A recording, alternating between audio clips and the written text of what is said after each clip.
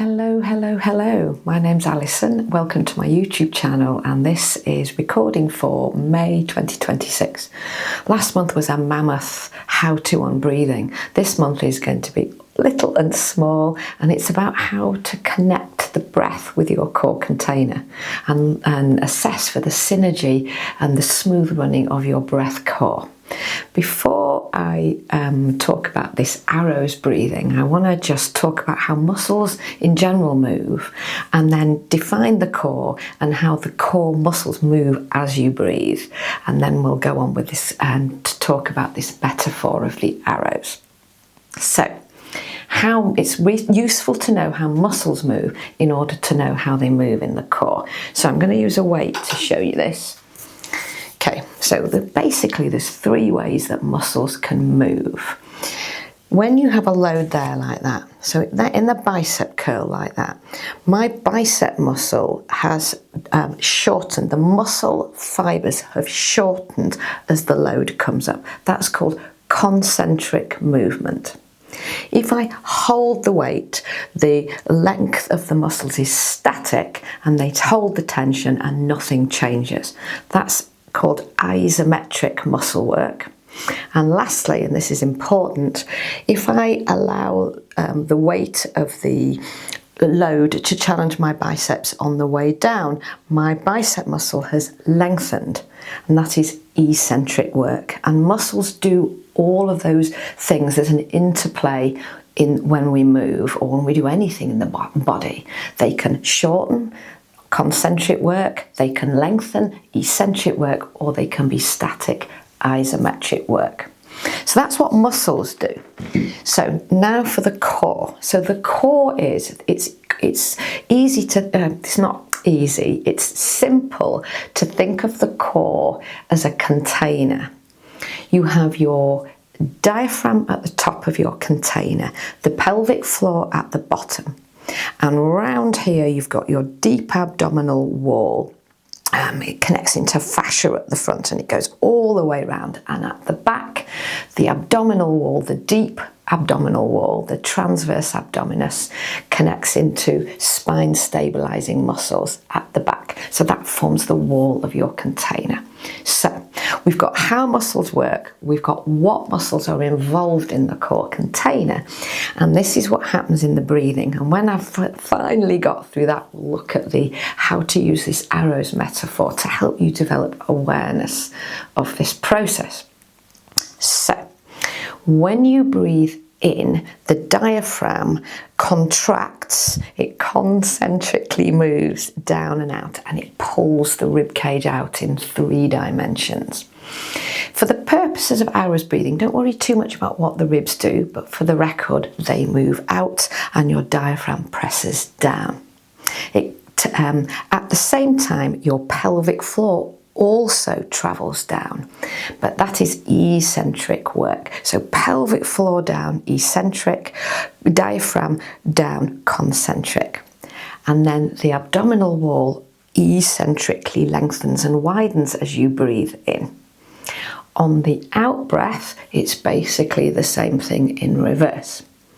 So you've got elastic recoil in the tissues of the abdominal wall and the pelvic floor, which move to, on the out breath, to go the opposite direction. So pelvic floor up, abdominal wall in, and the diaphragm back up. So that is basically what the core container does as part of the breath cycle. The arrows breath. When you breathe in, I want you to think of down arrows pointing down. And then when you breathe out, it's up arrows. Now this does take some getting used to, so it's probably worth giving it your full attention and maybe closing your eyes. And give it some time. It doesn't happen immediately. It took me a while, particularly to sense the travelling up on the out breath. Your core container is travelling down arrows, and then on the out breath, your core container is travelling back up. It's a tiny amount of movement, but it's a useful metaphor, and this sense of expansion down and up you can really feel. Another metaphor that you might find helpful is the notion of an elevator in a building. So breathe in, elevator descends to the basement. Breathe out, the elevator transfers up again. So the arrows and the elevator are great metaphors, but they don't fully honour what the abdominal wall does, has to be said. But I would personally focus on the down up. And once you've got an angle or a sense of that, then you could maybe turn your attention to what the abdominal wall does. So rather than go down up, it goes out and in. So why do your arrows core awareness? Well, I suppose I've just put the answer into the question, haven't I? It's about awareness. I think if we truly want the bits of our body to work really well, then I think awareness is such a valuable tool. We're not making assumptions, we're not hoping for the best, we're not just randomly doing stuff. We can feel what's happening, assess it, and then change it or improve it. So it's fundamentally awareness. And I think also this arrows practice connects the true core container to the breathing, rather than just feeling the core as just the abdominal wall. And also, really, the core is the breath core. So you want to know that you have the synergy of the breath core. When you breathe in, the core descends, the abdominal wall expands and contracts with the out breath. I think this awareness is particularly pertinent if you have issues with your pelvic floor. This is a great way to learn to feel the pelvic floor. I know it doesn't sound very likely, but honestly, trust me, it is possible to feel the pelvic floor move with your breath with this practice. And then so we're starting from an awareness of what the pelvic floor does, not shame, not embarrassment, not just squeezing. Squeezing is not enough. Start with awareness and build from there.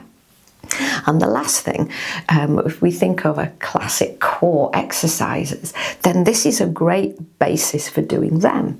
So we have a confident awareness that the abdominal wall is expanding on the in-breath, contracting on the out-breath, and then you can add in your more classic core exercises like lying on the floor and dead bug, or being in all fours and bird dog. And I'll pop one of them on the end of this cue. So honestly, it's such a useful thing to do. It also, the other thing is, you can use it as a form of breathwork relaxation, because you're focusing on the breath, focusing inward, sort of calming the nervous system. So you could almost file it under breathwork relaxation as well as breath core synergy awareness.